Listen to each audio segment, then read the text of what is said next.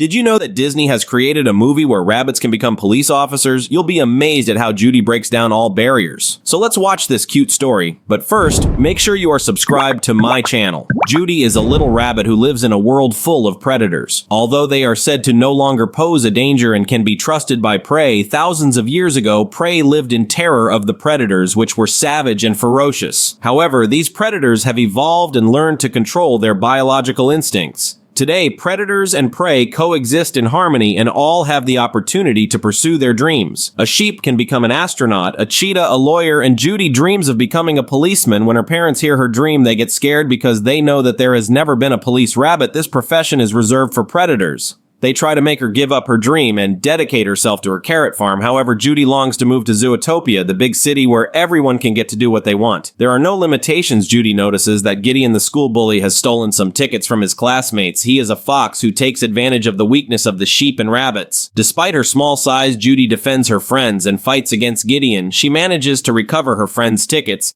but she also ends up with the scars that the fox left her. Years go by and Judy enters the police academy. Even though everyone, including her teachers, tell her that she will fail, she doesn't give up. She's not like the rest of her predator friends. They are naturally stronger, which puts her at a great disadvantage. However, after much effort, she manages to overcome even the fiercest and becomes the first police rabbit. The mayor of Zootopia, the lion Leon Sales, gives her an award for her great dedication and assigns her to work in the center of the city of Zootopia. Deputy Mayor Bellwether is a sheep and is very proud of all that Judy has accomplished. She says it is a very proud day for us little animals and wishes her the best of luck in her new journey. Judy is thrilled. It is everything she has dreamed of. However, her parents are very scared. They remind her that the big city is full of predators, wolves, bears, lions, but the worst of all are the foxes. As it is part of their biology to be deceitful and opportunistic, they give her a fox repellent to protect her. Judy can't believe her parents are so discriminating. She doesn't judge others by their species or stereotypes. She takes the repellent to make her parents happy, but she knows she won't use it. She gets on the train and heads to Zootopia. She is fascinated with the city. For her, it represents a world of opportunities where all the different animals live together in harmony and can be who they want to be without judgment or limitations. Predators and prey are friends. Judy is convinced that she is so free of prejudice and inclusive that everyone will fit right.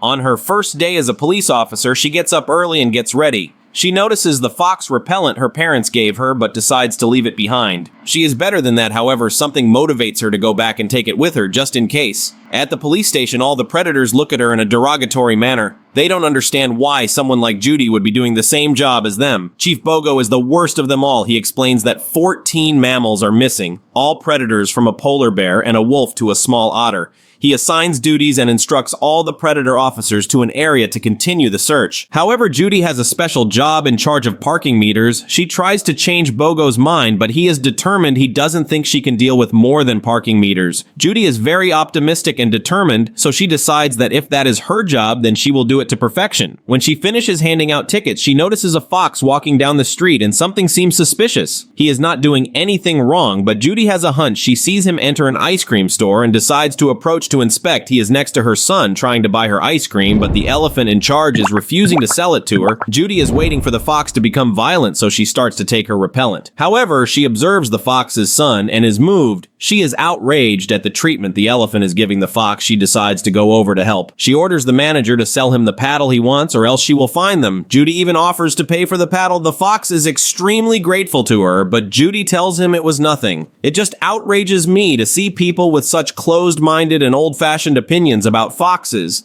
You are a great father and a very eloquent fox. He says, what a compliment. It's rare to find someone who isn't so condescending, introduces himself as Nick, says goodbye and leaves. Later, as Judy continues to take care of the meters, she watches Nick melt the popsicle she paid for, then he uses the liquid to turn it into multiple popsicles and sell them on the street. He scammed her, plus the one who claimed to be her young son is actually an adult in disguise. Judy indignantly confronts him. She defended him and he just lied to her. Judy calls him a chattering fox. He mocks her and her job as a meter maid. Judy is offended and tells him that she is much better than someone who never dared to be more than a simple street hustler. However, Nick assures her that he can guess that she dreamed of being a cop and longed to find in Zootopia a perfect place where everyone can be what they want.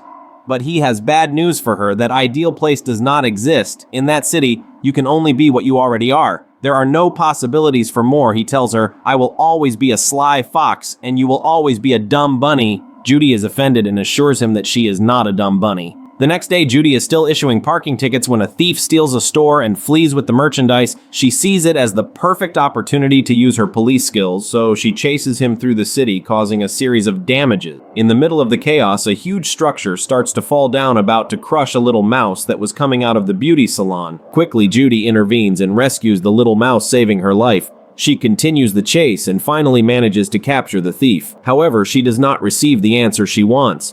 Chief Bogo reprimands her for having abandoned her work and endangered the citizens, and the only thing she manages to do was to prevent a criminal from stealing 24 onions. Judy corrects him. They are not onions, they are grown on her family's farm, and they are a different species. Still, Bogo couldn't care less. At that moment, Mrs. Nutriales bursts in. She begs Bogo to attend to her case. Her husband Emmett disappeared 10 days ago. They haven't been able to find him. Bogo insists he can't do any more for her. All his detectives and police are extremely busy. When Deputy Mayor Bellwether arrives and shows her enthusiasm that Judy is the new detective on the case, she sends a message to the mayor to share the great news that the bunny has performed very well. Bogo has no choice but to accept Judy's involvement, but he sets one condition: she must find Emmett within 48 hours. If he fails, she will have to offer her resignation. Everything she had dreamed of is now at risk, but she still accepts the deal. Judy looks at the file on Emmett's case, and in one corner she sees Nick and decides to approach him to ask him about what he knows. Nick refuses to collaborate, arguing that he needs to work since the $200 he earns daily is not easily obtained. However, Judy was already prepared for this scenario, warns him that if he does not collaborate, she will fine him for tax evasion since he has not declared any of the income he earns daily. She also has a recording of him admitting himself, therefore she proposes that if he helps her, she will give him the recording, and Nick has nothing else to do but accept. She reveals to him that she knows where Emmett was going. When they arrive at the place, a Jack informs them that Emmett left there in a white limousine and gives them the license plate number. With this information, Judy can track it, and the system finds where it is parked, and they head there, inspect the limousine, and find that the whole back seat is full of scratches. Plus, Emmett's wallet is too suspicious. At that moment, some polar bears catch them and take them to the mob boss, Mr. Big. Mr. Big is an extremely powerful mouse. As soon as he sees them arrive, he knows they will bring him trouble. He gives orders to his team to get rid of them forever. However, at that moment, Mr. Big's daughter enters and recognizes Judy is the little mouse who saved his life the day before. Moved by this act, Mr. Big decides to spare their lives, and in gratitude for the great favor they did for his daughter, he offers to help in the search for Emmett. He reveals that Emmett is his florist and is almost like a member of his family. There was something urgent that Emmett wanted to discuss with Mr. Big, so he sent a limousine to pick him up. However, during the ride, Emmett went crazy. He started to smash the limousine to attack the driver,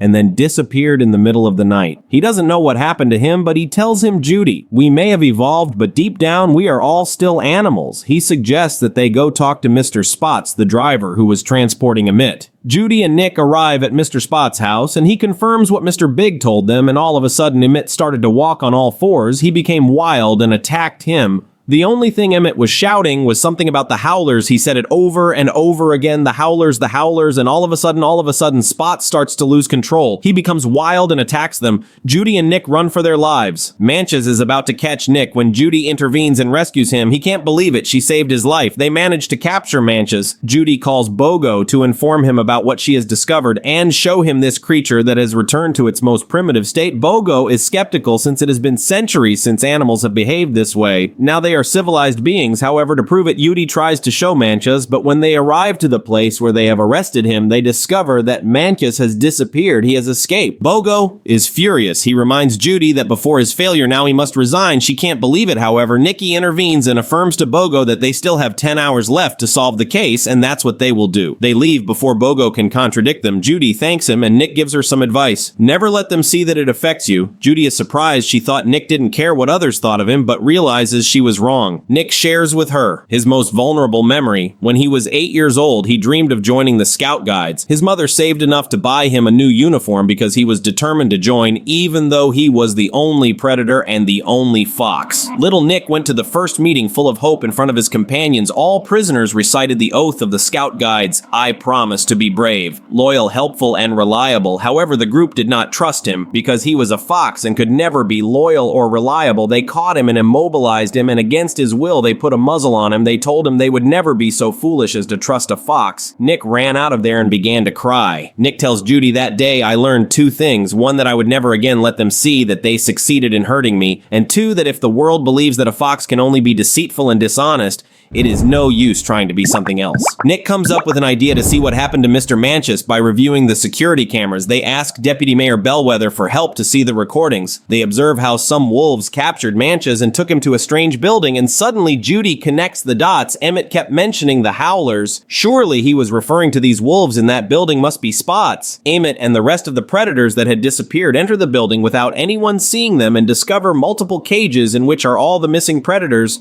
All behave completely wild, have lost their civilized side, and act in a primitive manner. They hear someone coming. It is Mayor Leonzales and a scientist. The mayor presses him for answers. Why are all the animals that have become wild exclusively predators? The scientist tells him it is time for them to consider a biological component. Perhaps there is something in the DNA of predators that makes them act this way. The mayor cannot accept this answer. He himself is a predator. He is a lion. He cannot tell the public that it is in the biology of predators to be wild. This would only generate panic and discrimination. He would be criminalizing a part of the population based solely on their genetics, even though many predator citizens lead truly honorable lives. However, Judy has already recorded this conversation, sends the recording to Chief Bogo, and within minutes, Mayor Leon Sales is handcuffed for holding these predators without notifying the police. The mayor insists that his intention was only to protect the population, but they still have no answer as to why this is happening, and bringing it to light prematurely could be even more disastrous. However, Judy doesn't listen to him. She is convinced she's doing the right thing. The next day, Judy goes to lead a press conference. As it starts, she tells Nick that he has been a great help and that it would be great if he would become her partner. She hands him an application form for the police academy. Nick is deeply moved. Judy believes in him at last. Someone sees him as someone honorable and not just a cheat. Judy goes in front of the press and tells them the information she has. They ask her a question, why the predators are the only ones who are becoming savage.